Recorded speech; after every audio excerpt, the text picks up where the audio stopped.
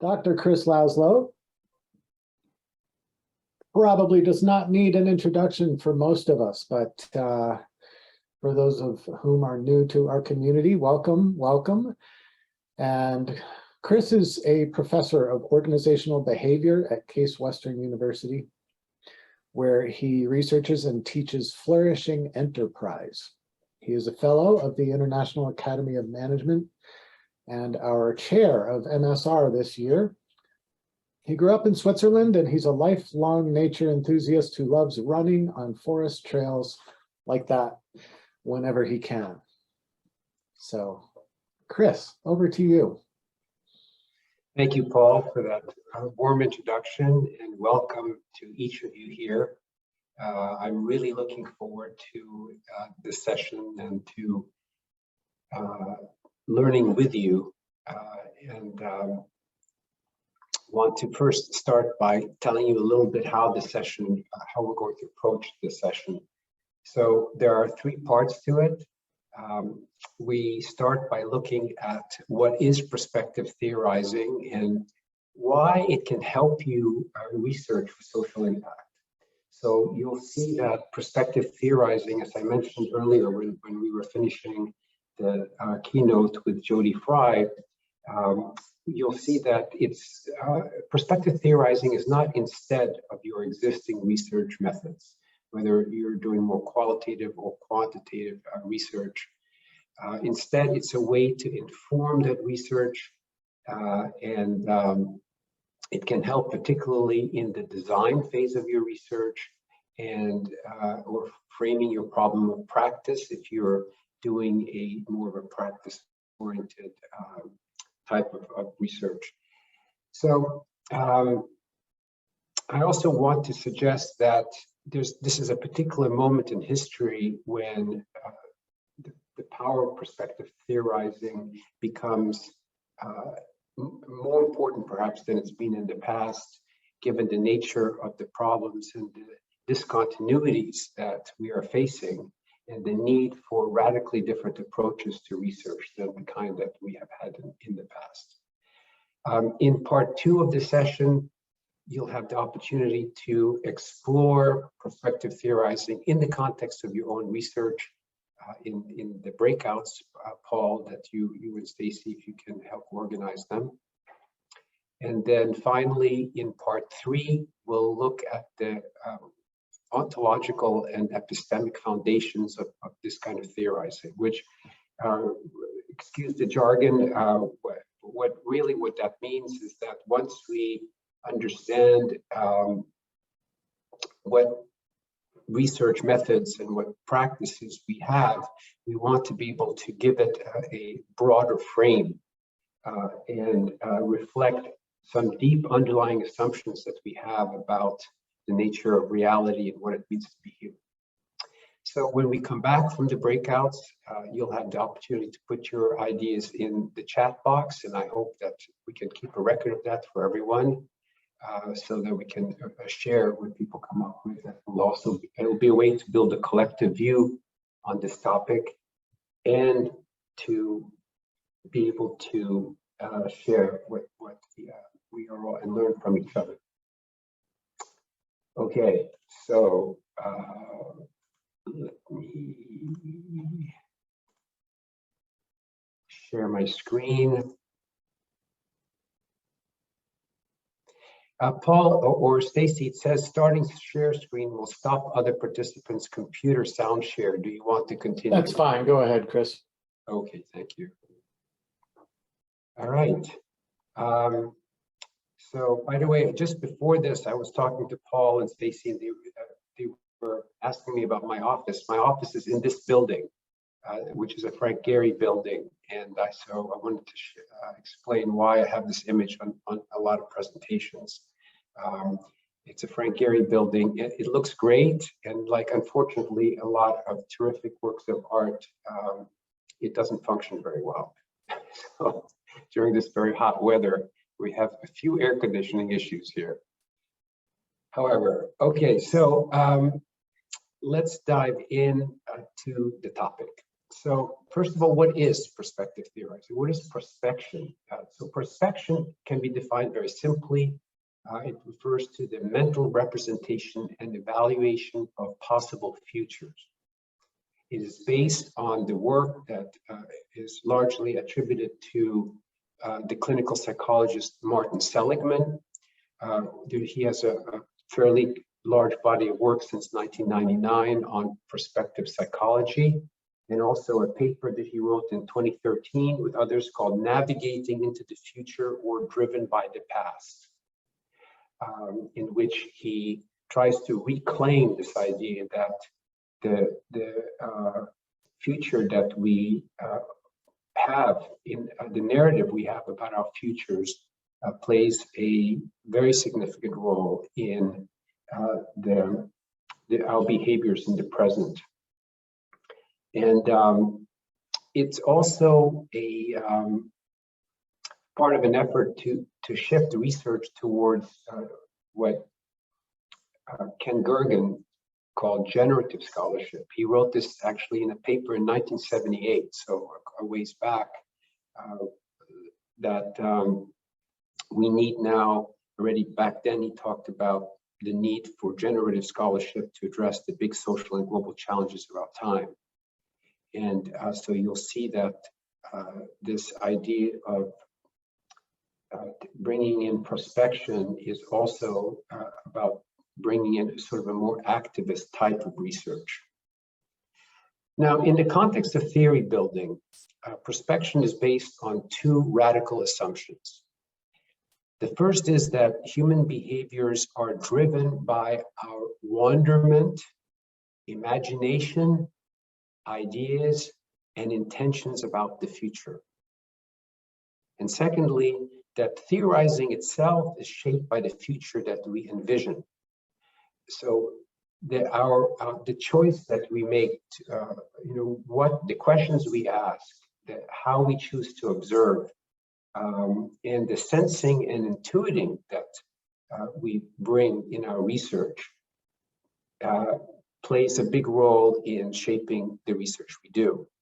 For those of you that are familiar with Otto Scharmer's Theory U, you can think of it as level 4 listening, listening for an emerging future, where you are engaged in listening with another person, where it's not just listening from their perspective with compassion, but it's listening for possibility and for what is wanting to emerge in that moment. So why is all this important? Well, the main reason why it's particularly important at this time is the limitations of the Academy of Management's theory building are more apparent than ever. Now, there was a very interesting study that was done in 2013 or 2011, excuse me, by Corley and Joya, that looked at what constitutes a good theoretical contribution in the Academy of Management review over several decades. And what they found is that the two criteria were originality and utility, which sound good.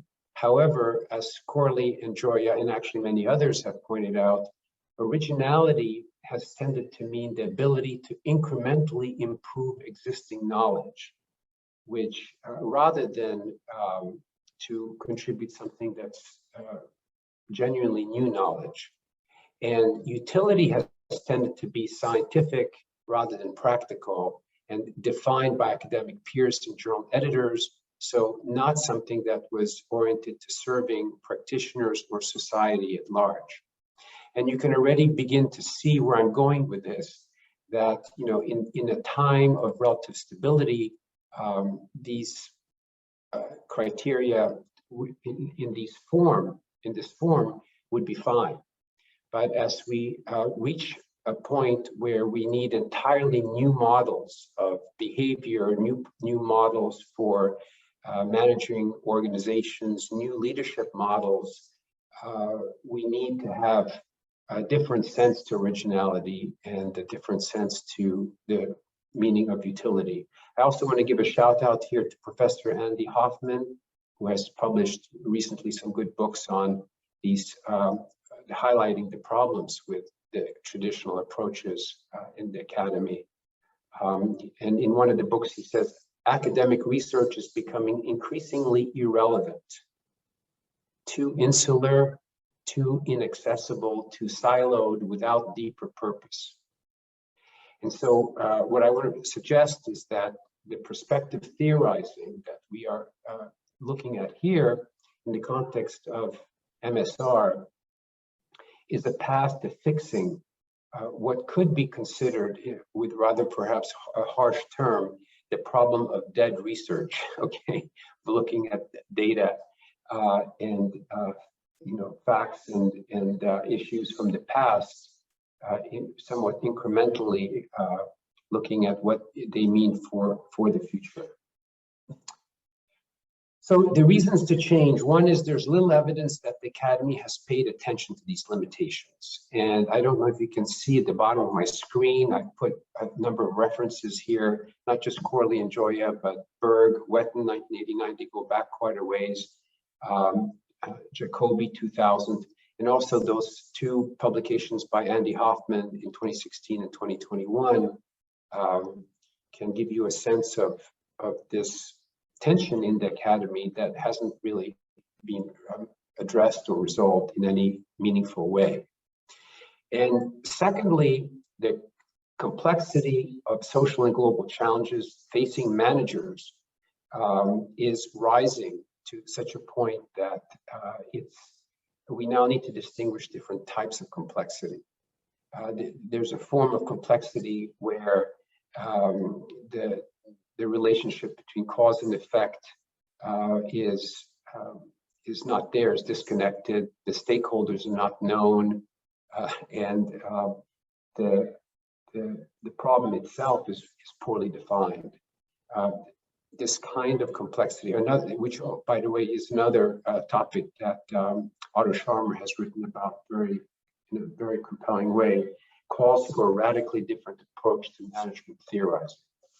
So really, the setup to thinking, do you want to engage in perspective theorizing, is first for you to answer, who are you researching for? Are you researching for yourself?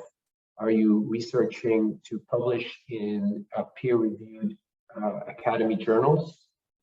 Are you researching for the people, organizations, and systems you study? Or as we talked about with Jody Fry in the last session, is this part of a greater purpose, a kind of spiritual development that is really aimed at creating a better world, where you're writing to increase prosperity in our communities, contribute to a regenerative ecology, and improve the well-being of future generations. So let me here define what we mean by perspection using this 2x2 matrix. So the way you can think of this 2x2 matrix is that there on the x-axis you can see the source of perspection. As you think about the future, it can either be from your own brain, an activity you do sort of in isolation or in an insular way, or it can be the source can be collective in a collaboration or a relational form with others. And then on the y-axis, you see that perspection can either be projective or envisioned, where projective means that you're really just projecting, or not just, but it's about projecting the present into the future. So projecting what happens in time t0 into the future time t1. And envisioned, which is about a image of the future that you hold, is a way to bring that future into the present. So T1 then begins to influence the present T0. Okay, so in the academy, most of the research that has been done that could fall under the category perspection is in the lower left-hand quadrant. the idea is that it's something that a person does, a researcher does to project something that they observe in the present into the future. And it can be using weak signal processing, planning, effective forecasting, simulation, and so on. And that we all do in one form or another in our research to quite a large extent. Then in the bottom right-hand quadrant, you have projective theorizing that's based on the collective. So it's really rooted in collaborative, relational, future-oriented research. There are wonderful examples, by the way, in history of this. One of my favorite examples is the research between the Nobel Prize winning Daniel Kahneman and his colleague Tversky. The Kahneman and Tversky collaboration was famous, and there's a book that was just written about it recently by Lewis, who talked about their friendship and collaboration where they could finish each other's sentences. And they were able to collaborate in such a way that they described it almost like a mind meld, which, you know, in Western science, there's no science to support that. That would only be metaphoric, but in Eastern and indigenous wisdom traditions, that may be reflective of something much deeper going on, that they really did have a shared consciousness of some form. Now, in the upper left-hand quadrant, it begins to get interesting. It's still brain-based. It's the individual researcher engaging in acts of prescience, foresight, imagination, simulation embedded in larger narratives, things that your doctoral committee would probably discourage you from doing, but which hopefully the brave ones among you and those more senior scholars are also increasingly willing to do, to trust your ability to engage in this kind of envisioning. And finally, in the upper right, which is really the topic that interests me and that I think is something that is increasingly part of MSR's mature scholarship, is accepting the collective basis of future-based sensing, presencing, intuiting, future-forming collaborative construction of a better world. And these are things that I think many on this call have been advocating for a long time. Jerry Bieberman and Richard Paragoy and James Stoner and Judy Neal and so many others. I'm afraid that now that I've started names, that I'm leaving somebody extremely important out. Ian Mitroff in his 1999 piece with Elizabeth Denton. We are starting to see these other ways of knowing that are not encouraged in the academy or discouraged in the academy, but are increasingly seen as valid ways to inform a researcher's work to address topics that are the real important topics for a better tomorrow. So the theory building process, and here's where I really want to bring it all together for you and ask you to think about it for yourself. So the theory building process, what I'm going to show you here is sort of pretty classic approach. You have a diverging phase where when I say diverging, I mean you're expanding and exploring ever wider terrain of your possible research, where you're asking questions, you're developing seed topics, you're collecting preliminary data, you're engaged in a discovery process and sense making to answer the question, what am I passionate about? And usually and often research then in formal doctoral programs, the implicit process brings you to then a converging phase where you begin to choose boundaries, you analyze the data to test hypotheses, and you assess the originality and utility of your work to be able to answer what is my research goal. Perspective theorizing adds this intermediate piece here called envisioning, which is using abductive logic to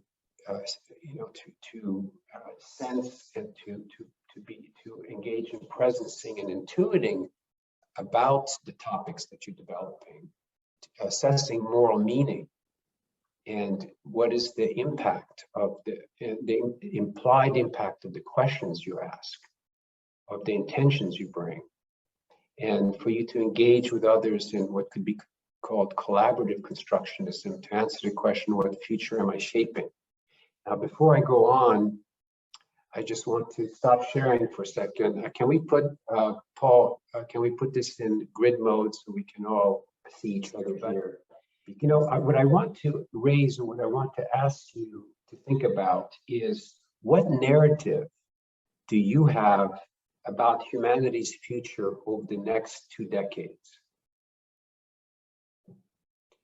As you think about the period, let's say between now and the year 2050.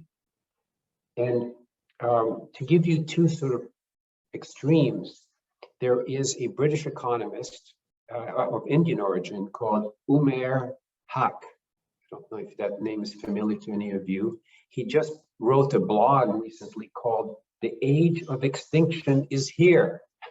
Okay, some of us just don't know it yet. In which he basically says, look, the world is, we've already passed that threshold.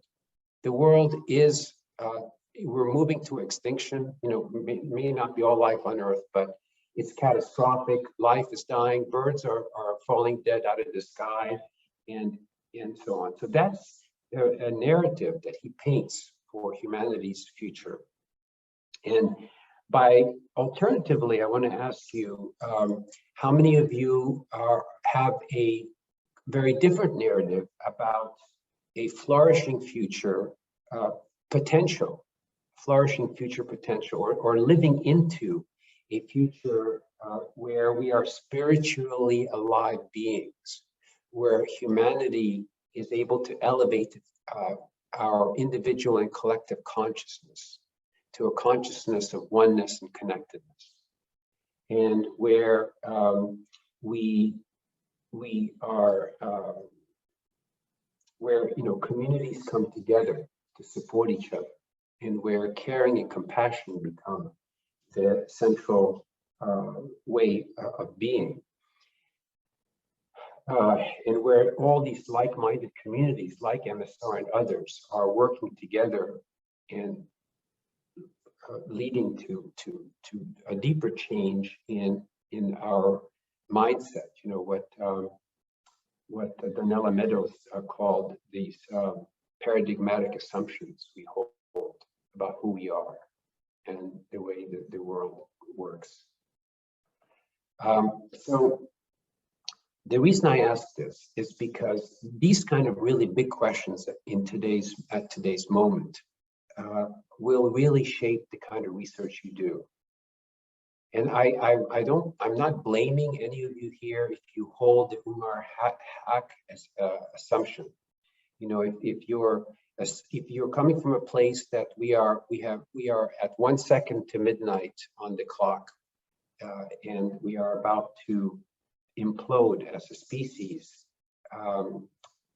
as a way to get us in gear and to take action, I want to say that it has to be honored. And I honor that, and I appreciate that it's coming from a place of wanting to shake people and wake people up. But you should be aware of what that actually means for you and for others when you engage in that kind of perspection, as opposed to a perspection that is based on the strengths of the current system, that is based on the good that is there, that's based on the degree of connection that we already have in place. So I'm just almost finished here before we go into breakout groups. It's this third phase here that then brings us to, in the research cycle, to a solutioning phase where you get into narrative building, data validation, simplicity and elegance, aesthetic illumination, where you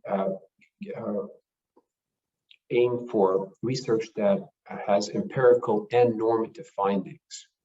And so I want to encourage you to think about this envisioning stage. What future are you living into? So for the breakout discussions, and I don't know, Stacy or Paul, can you put these into the breakout, or do people want to take a snapshot of these questions? But for the breakouts, these are the questions. What new opportunities might prospective theorizing offer you, given what you're committed to now? And to what extent does your current theory building already incorporate elements of prospection, even if you didn't call it that? But now that we think about it, what elements of prospection do you already have? Over to you.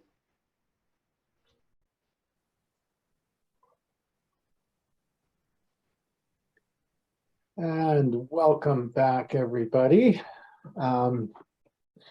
We're going to endeavor to synthesize and report out from your breakout experience while it's fresh in just a few minutes here. So I'm going to invite everybody to write the answers to these questions in the chat.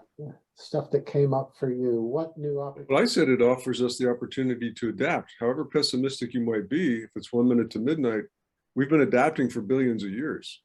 So whether that adaptation is Elon taking us to Mars, or we grow an extra limb, or we go underground for a while because of the nuclear holocaust, or climate change forces us all into, Northern California for a while, or Washington, I don't know. But I think that's kind of the hopeful part for me, is that we will adapt, however pessimistic you might be.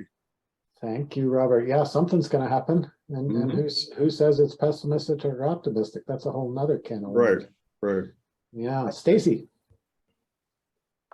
So I guess I really appreciated the presentation, Chris, and I'm still trying to wrap my head around it a little bit about the concept. So if the session this morning with the Fetzer group, if we had said, okay, what is the big, down the road, what is the big story that we want humanity to have? And then we would back from that to say, okay, what research do we do now so that we move towards that? Is that what we're talking? Is that prospective theorizing? I don't even understand your question, Stacey. Okay, never mind. So it sounds like yes to me.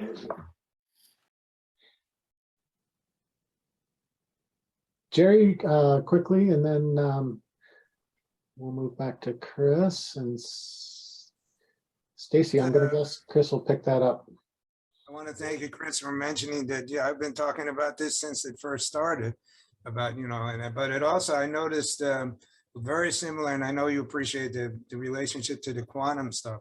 I mean, the idea of like imagining what's out there, and then what it would feel like for that to be happening, and letting that inspire our research instead of getting stuck in the present moment. I saw connections to that, and then neurolinguistic programming, the same idea about, connecting emotions to the desired state. And yeah, I think we should apply it to our research. Why not? Yeah, thank you, Jerry. Tom, it affirms his approach to research. Eric Hellman affirmed, Stacy, yes, he got what you were saying, and he thinks that is prospective theorizing. Lots of great comments in the chat. Chris, do you want to take comments from Vikram and Lee, or do you want to move on? Sure. Yeah, I think the discussion is probably better. So Vikram, yes, please. So just carrying forward from what Stacy said, I think we were a little confused about what prospective theorizing is. And maybe what I will do is just take 2 minutes and try to put my own research project in perspective and ask you whether that is an example of what prospective theorizing could be, because nothing like putting an example out there and saying, does it or does it not meet, right? Would that be okay? Yes. Okay, so essentially my view of the worldview future is that the consciousness lens has to become a central lens, a central organizing principle for all of management. And just like you don't question quality management today, but you did have quality management as a discipline 50, 60 years ago.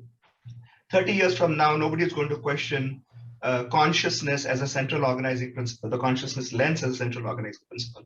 So that is my worldview of the future. What I'm trying to do to assist that worldview to come in quicker and faster and better is I'm trying to figure out whether project managers in complex high velocity industries are better at their job if they are more aligned to the principle of oneness. Oneness as a principle that is more aligned with higher levels of consciousness development. Project management work is a work which needs working with opposites, discontinuous opposites. You always have time and money, you have deliverables, you have this dichotomy of work going on. And someone's ability to manage those discontinuous environments is higher if they are more aligned to oneness. If I can show that correlation, then that becomes an incentive for companies to bring in consciousness lens as a central principle in leadership, in people development, in selection, in leadership aspects. And the byproduct of that is business as a force for good. So instead of leading with business as a force for good, I'm giving businesses a tangible outcome by aligning with a consciousness lens. And the business for as a force for good becomes the byproduct of managers, of leaders who are in any case aligned to this oneness principle. Does that fit your model? It not only fits the model, Vikram, but it's at the heart of the model. Because if consciousness, if human beings can engage in practices that elevate their consciousness of oneness and connectedness, then we can understand that experience of oneness and connectedness through a science of consciousness, but also, quantum science, which tells us that the essential nature of reality is oneness and connectedness. Then when we can engage in practices that do connect us to ourselves, to others, to nature, and to the transcendent, then we are more aware of how our actions impact others, and then we become part of a force for good because who we are being. But I think that's a foundation for perspective theorizing. But perspective theorizing still fundamentally, I thought that I was very clear with those two frameworks about perspective theorizing, what it is, in that it's really about the images, the questions, the imaginations that we have about the future. And if I would just ask people who are still confused about what perspective theorizing is to read Martin Seligman's 2013 paper on navigating into the future or driven by the past, because that paper will give you a sense of the importance that how the narrative we have about the future, how that shapes us as researchers. But underlying that is this whole issue of a consciousness of oneness, because the reality, underlying reality is a reality of oneness. So I think the two go together. Lee.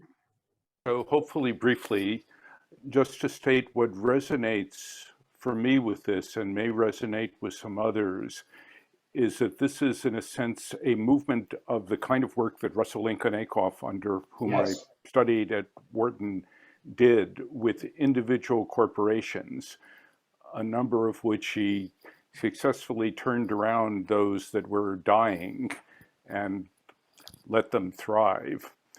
And basically, one at the beginning aspect of what he was saying is, rather than tinkering with things as they are, we need to first of all look at why leaving things as they are or tinkering is going to lead us to disaster and extinction, or for corporations, bankruptcy. And what we need to do instead is choose where we want to go to, and then go through a process of design as how to achieve those goals. Thank you, Lee. That is very beautifully said. Wonderfully said. Exactly right. Also, let me just share one more piece before Tom. I also one thing, I don't know if this is helpful to you, because it's actually kind of a multifaceted issue here, perspective theorizing. One of the facets is that you can't do both. I saw in the comments earlier, some were saying, well, can't we both realize that we are in an age of extinction and also think about a flourishing future? Well, we know from neuroscience that it's very confusing for human beings to try to hold both at the same time. And we also know that fear about the future gets people's attention much more than flourishing narratives about the future, but that it doesn't lead to enduring change. So there was a very good article written in the Journal of Change Management in 2013 that actually looked at what are called deficit-based approaches to change, and found that a majority of initiatives that were designed to get people to change by scaring them, by telling them that the world was falling apart, that they were going to lose their jobs, that they were going to suffer terrible things if they didn't change, got their attention, but they didn't have ownership for the change. The change failed ultimately. Whereas there's a lot of evidence in positive organizational scholarship that strength-based approaches that inspire people and that take them up Barbara Fredrickson's broaden and build steps do last, have enduring, an ability to enduringly engage people in change. So perspective theorizing that asks you to choose about whether you're taking a strength-based positivity approach, which is not the same thing as an optimistic approach, it's a strength-based approach, is a choice versus taking an approach that says, I'm going to focus on everything that's wrong and how the world is falling apart. The only thing I would say is be wary about the idea of doing both. It sounds great, but evidence suggests that it doesn't work. Tom. I'm just going to share a personal story about doing my PhD and how I ended up kind of aligned with what you're saying. I'm trained as an engineer. I saw, the whole world through a logical, rational box. But in my business experience, I saw people using intuition a lot. So when I entered my PhD, I wanted to come up with a pedagogy for intuition. And I came across, of course, we were doing a PhD in philosophy of education, and I came across a saying in the Tao Te Ching that says, intuition is the fruit and virtue is the, intuition is the flower and intuition is the fruit. And I'm sorry, virtue is the fruit. So I looked up the meaning of virtue in Chinese, and it's not anything like what we think it is. It basically, the word translates into all people in one heart. So this whole idea that, okay, rather than coming up with a pedagogy for intuition, I was going to come up with a pedagogy for helping people be virtuous in a larger sense of the word. And I think that's kind of an example of prospective thinking. Hardly any of us are in that place where we think we're all of one heart. Hardly any of us know how to be there. And that's really informed my work, my teaching, and my research. Thanks, Tom. Beautifully said. Yeah. Yuko, welcome. Yes, thank you. And well, actually, this session was very useful and excellent, I thought. And it's the first time I thought so, because this is the third time I'm listening what you are saying. And so probably I'm growing, not just you are, excellent, but I'm trying to understand. And what I thought is, what you said is interesting, is what you said, pure being. And I would like to know about that, but I'm just saying so today now. And I would like to mention something little bit different things, what our session talked. One of us, Hanika, Hanitra talked about importance of abduction. And I thought so too, because what you said maybe, very similar to abduction, maybe, and she thought about it from Charles Pass's perspective, and I agree with that. But also in physics perspective, we call it as consequentialist approach. That, for example, University of Wisconsin-Madison's, physician, physical, researcher talking about that way. And that's very interesting. Both, semiotic and these ideas, science, come together each other. And so I like to just mention one point. And then artificial intelligence, that's very interesting. And it will be not just a tool, but we should, one day treat it an entity. Like what you said, pure being. That's it. Thank you. Thank you so much for your great thoughts for us to consider, particularly about artificial intelligence. Yeah. Thank you, Jim. How are you, old friend? Fine, thank you. Thank you very much. This session comes at a much better time for me than you could imagine. I'm aware, some of you know I'm involved in globalmovement.net, which is about trying to get business schools to focus their energies, their teaching and their research and our activism on exactly the kind of questions we're dealing with now about creating the world we want to have in the future. It occurred to me that if I try to arrange it, I don't think I can, that when our freshman students come in at Fordham, they read a book in advance. And if the book were The Ministry for the Future by Kim Stanley Robinson, and if we also provided this kind of perspective on a proscriptive perspective on research to them, we might have a very lively and rich intellectual experience and actions for our students.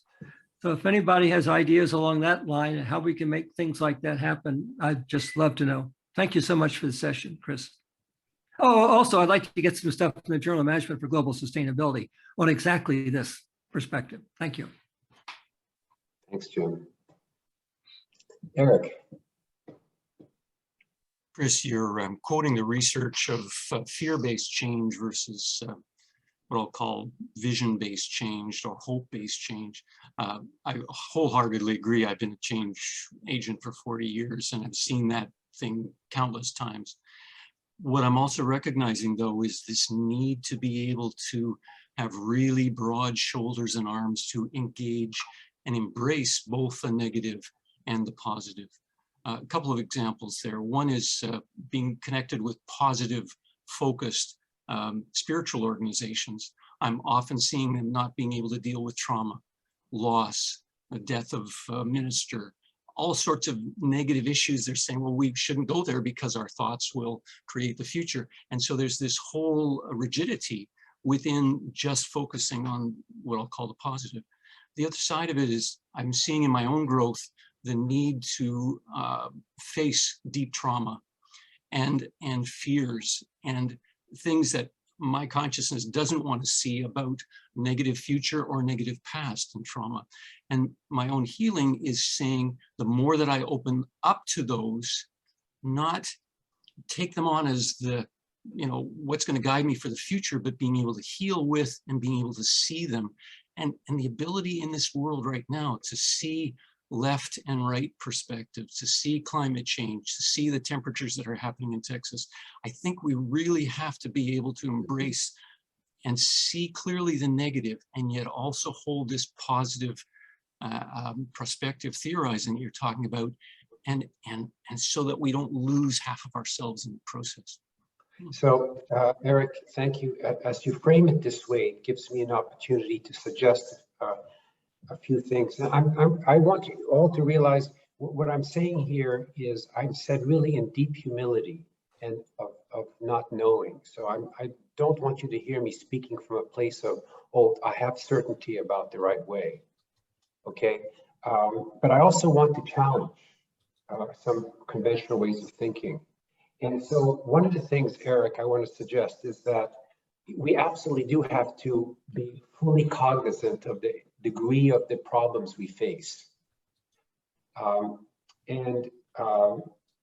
There's a way, you know, as you know, in positive organizational scholarship and particularly appreciative inquiry, where we focus on problems not to understand the nature of the root problem, but to understand how to overcome it when we're at our best.